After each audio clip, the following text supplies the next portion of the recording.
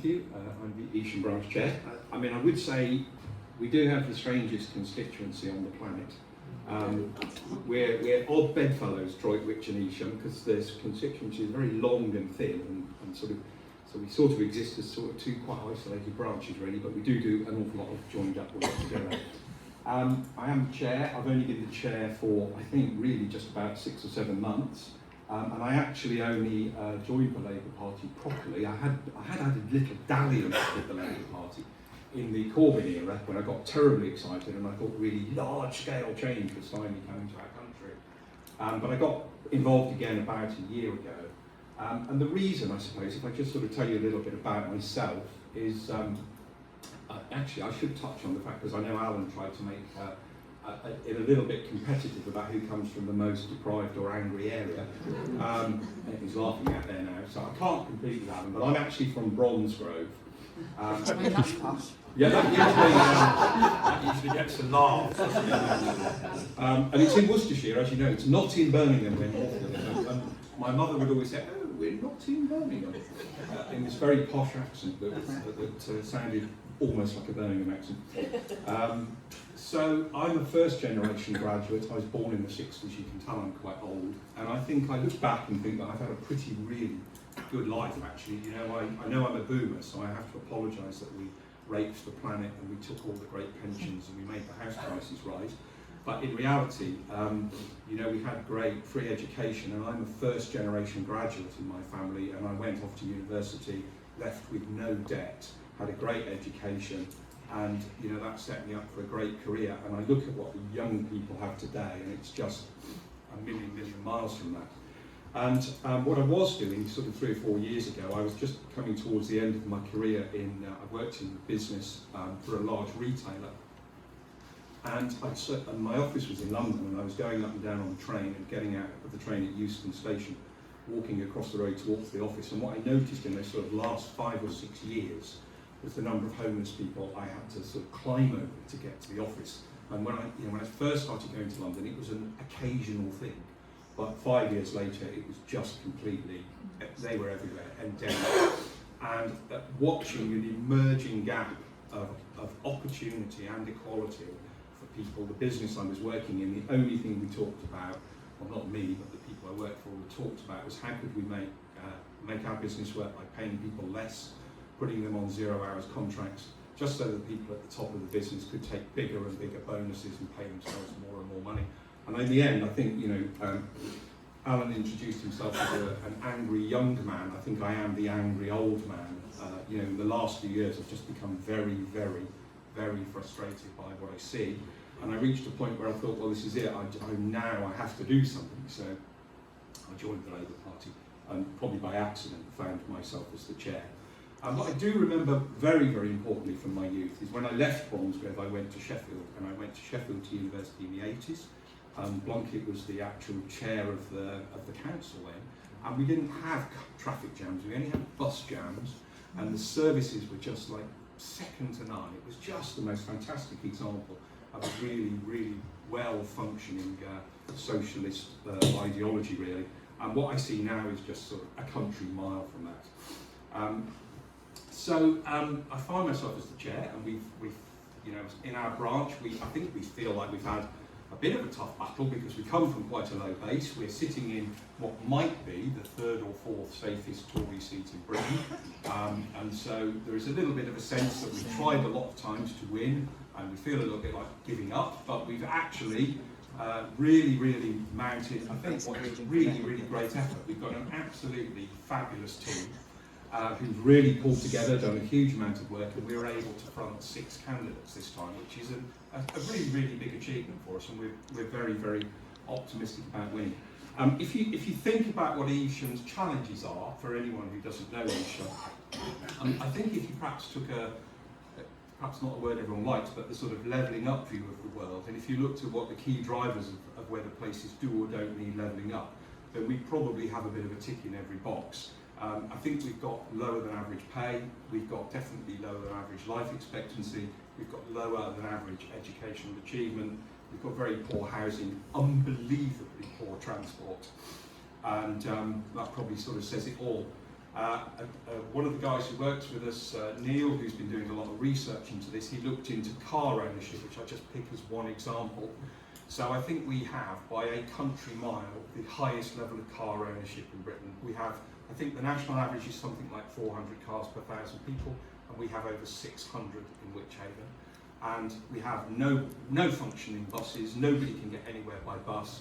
We have a better but not perfect train service, and as an end result is everybody's got 2 cars at a time when we're trying to save the planet. I mean, you cannot go anywhere in Evesham unless you have a car. We have horrific congestion, and it's blighted the town, and so there are so many things that need to be done. And are they being done? We think not. What we see is the same old people running the council who've been running it for a very long time. And I don't want to stand here and say that all the things they've done are bad, but if you look at what they've done recently, which has all really been a focus on some slightly gimmicky projects, I think we have the most amazing newly built toilet block. Maybe we're going to be the town in Britain that has the best toilet block, I don't know, but it still doesn't address any of the sort of opportunity issues and any of the transport issues that are desperately needed to be sorted out. So we've got our group together, our 6 candidates. We've also got a campaign group who've worked really hard to support them with leafleting and doing research and gathering volunteers to help us make a really good attempt at running in this election. So I do feel like I have to stand here a little bit and thank an awful lot of people. I would absolutely want to point out the candidates who are nearly all here today, who've, the point 6 months ago when we thought, could we even find 6 candidates?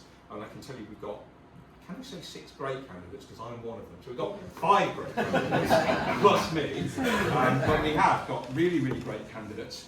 I have to say we've been hugely helped as well, I think, by the Labour Project Victory stuff. There's been a huge amount of really good stuff that's come out from regional office and head office, which has talked about what it's going to take to succeed, and the message that we've picked up on is that it's going to be about listening and being seen to be very local and very locally connected.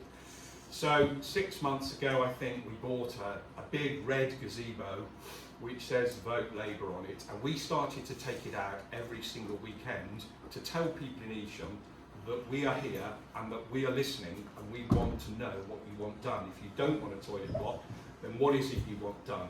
And there is so much listening we've done. Every candidate has been out almost every weekend. We've taken that gazebo around all the wards, and we will continue to do it all the way up to the election. We've had some really interesting responses. We've had a few people who've given us some very interesting hand signals, which we've now managed to decipher. But by and large, we've had far less resistance and negativity than we ever imagined. We just continually run into people who tell us they're completely tired of the way things run and they want to see change. So in that respect, great team. We've done, I think, as good a job as we could have done. And a few other things I'd throw in is we're also very focused on trying to change the diversity of our branch. In the last 6 months, over 50% of the new members who've joined us are under 20, which is, for Evesham, this is absolutely amazing, because we are, I think someone once said we might nearly be the retirement capital of England or something. So we really are seeing a change. I don't think we're going to sort of stand here and talk a great deal about what our sort of key goals are, but in Evesham, we really want to try and fight for much better transport. We're a very congested town. The Highways Authority basically tell us that our bypass is not fit for purpose, but there is no money to improve it. It's the single biggest issue that people raise when we go out and we talk on the streets. So we're going to look at whether, what if we can get elected and we can work with, that creates quite a lot of bright lights. Try and make it wait again. If we can work with whoever else gets elected, I think we'd be very keen to see hopper buses brought in. We'd be very keen to push active travel, because these are the things that in the short term are going to massively improve Evesham and make it better. The other thing is we've heard this so many times, and we've made this a real focus of what we're going to try and address, is that the town just looks untidy and unloved and unforgotten. And I remember in my business days reading a book called Broken Windows, Broken Business, where they said, you know, if you go in a coffee shop and the paint's peeling from the ceiling, then what do you think it looks like in the kitchen? You know, that's the good bit. How does it look in the bad bit? We think we might have this. I would actually quite like to have got a blue plaque for this in Evesham. I think we might have the longest ever boarded up Argos shop in Britain, which we think has possibly been boarded up for 12 years. 12 years. And, you know, some of the shop frontages just look dire and dreadful. And if we don't believe that we love the town and we believe in it, then why would anyone else? So we're going to make cleaning it up and getting it tidy and make it a place that people are proud of is going to be near the top of our list. And then the other thing is it's got a huge history. It's a beautiful, beautiful river town. It has a fantastic amount of history, you know, going right back to the Battle of Evesham with Simon de Montfort, the birth of democracy, and we could just make so much more of it. There are a lot of events going on, but it's all done in a slightly disorganised way.